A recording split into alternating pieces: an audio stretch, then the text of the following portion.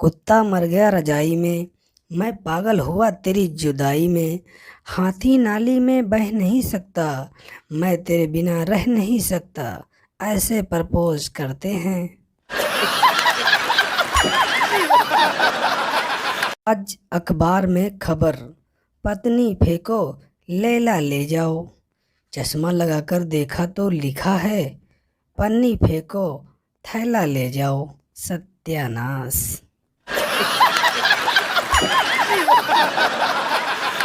कुछ लड़कियां इतनी ज़्यादा लिपस्टिक लगाती हैं कि वो पीती तो पानी है, लेकिन पेट में जाते जाते रूह अफ़ज़ा बन जाता है।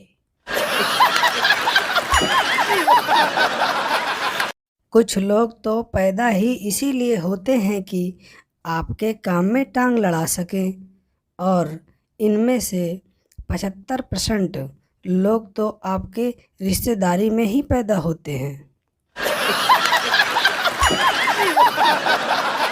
अगर आपको पता नहीं है कि आपकी ज़िंदगी में क्या चल रहा है, तो अपने पड़ोसी के पास चले जाइए, उन्हें सब पता होता है।